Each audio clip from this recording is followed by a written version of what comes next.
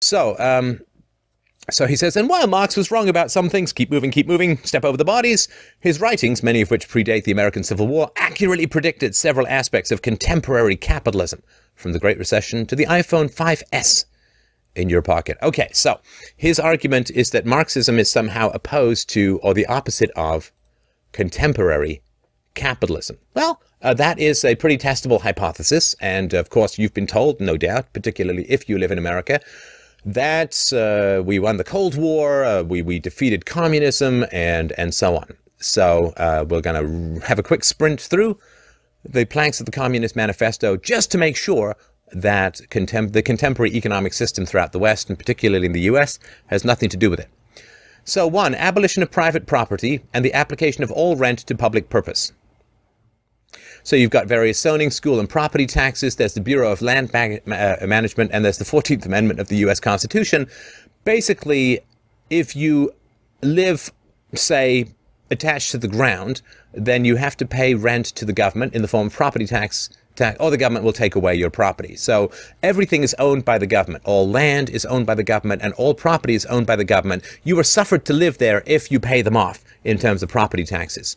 So the government is the rentier of everything, and of course the US government, federal government, owns a third of America, so a pretty solid implementation of the first platform of the Communist Manifesto, but let's call it capitalism, because that way we can keep our propaganda going.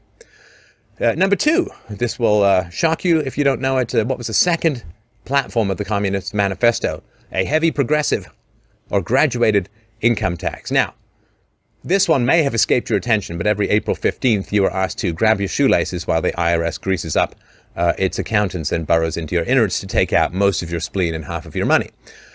So the focus of the Communist Manifesto on creating a heavily graduated income tax has been achieved throughout the entire Western world, which has so amazingly, wonderfully defeated communism.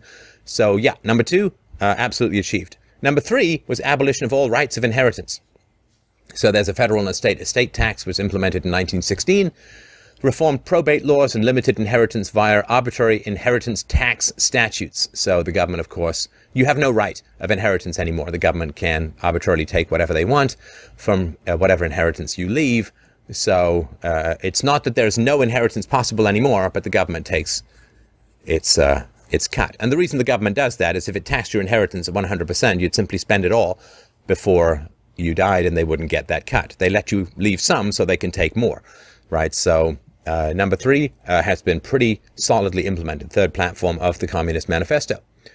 4, confiscation of the property of all emigrants and rebels. So these are government seizures, tax liens, and there's an Executive Order 11490, which gives private land to the Department of Urban Development.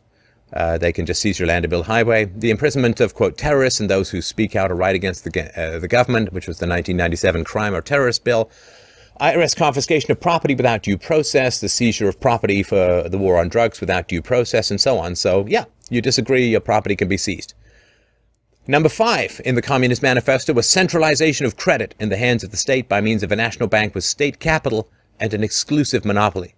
Well, of course, this is the Federal Reserve. A credit and debt system, nationally organized by the Federal Reserve Act of 1913. All local banks are members of the Fed system and are regulated by the Federal Deposit Insurance Corporation. So mostly implemented, platform 5. Let's see if we can find one that hasn't been implemented at all.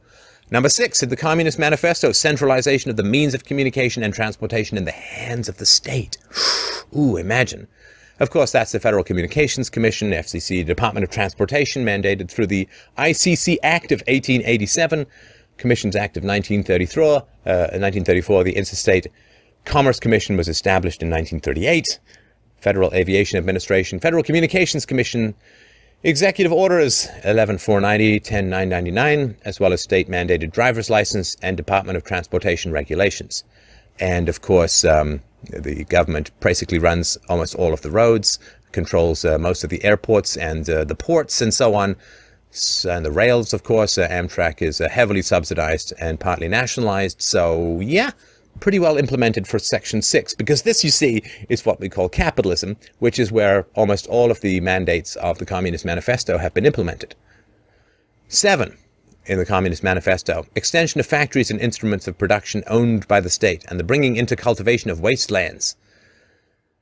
Not the T.S. Eliot poem, sadly. And the improvement of the soil generally in accordance with the Common Plan. So this is called Corporate Capacity, the Desert Entry Act in the Department of Agriculture, and the Department of Commerce and Labor, Department of the Interior, the Environmental Protection Agency, Bureau of Land Management, Bureau of Reclamation, Bureau of Mines, National Park Service, and the IRS control the business through corporate regulations. And of course, huge amounts of industries throughout the West have been nationalized. Energy industries, water, so on, electricity, this has all been nationalized. Not all in the US, but throughout a lot of the West. So yeah, pretty well implemented. Number 8 on the Communist Manifesto, equal liability of all to labor, establishment of industrial armies, especially for agriculture. So this is the Social Security Administration and the Department of Labor. The national debt and inflation caused by the communal bank has caused the need for a 2-income family. Women in the workplace since the 1920s. 19th Amendment of the U.S. Constitution, Civil Rights Act of 1964. And the general public sector unions, affirmative action, federal public works program, and so on. So fairly well implemented. Number 8. Number 9. Combination of agriculture with manufacturing industries, gradual abolition of the distinction between town and country by a more equitable distribution of the population over the country. And there's a Planning Reorganization Act from 1949, super corporate farms, massive farm subsidies going out to American farmers, and a wide variety of executive orders has implemented this to some degree. Number 10. Well, imagine, the Communist Manifesto called for free education for all children in government schools. Gosh, imagine. Imagine if we'd surrendered our children to the government for free. Gosh, we'd be complete communists. Abolition of children's factory labor in the present form, combination of education with industrial production, etc. And of course, people are taxed at gunpoint to support what are called public schools, which train the young to work for the communal debt system, Department of Education, NEA, outcome-based education, and so on. So, yeah, I think calling it somehow capitalism when the majority of the planks of the Communist Manifesto have been implemented throughout the West is, well, the kind of ignorance that takes a prodigious amount of willpower. I mean, to not notice that the government controls, say, debt and money, the money supply, and to still call it capitalism. Capitalism is when the government does not interfere in private property rights, which means anyone can create currency, and the government certainly has no monopoly on currency, and the government cannot, in fact, create currency at all. That's sort of the basis behind the tiny government capitalist idea, the laissez-faire or laissez-faire capitalist idea. So the fact that the children are indoctrinated for over a decade in government schools, the fact that the government controls all land and all buildings, and you have to pay them rent in order to maintain your dwelling there, the fact that the government has hundreds of thousands of regulations governing all forms of voluntary interactions in terms of trade, the fact that the government steals from people at gunpoint, spends the money, and then taxes the next generation to pay for Social Security. These things are somewhat important. The fact that government manipulation of interest rates and the money supply has created a massive and mutant financial sector. The fact that the government manipulation of the money supply creates housing bubbles and tax bubbles, the crashes of which sometimes strip upwards of 40% of the nation's wealth, the fact that increasing government control of welfare, of transportation, of energy policies, you name it. The idea that this is somehow some flourishing, interference-free, coercive-free market capitalism requires a level of self-deception that borders on the psychotic, and in fact sails way past the sociopathic. So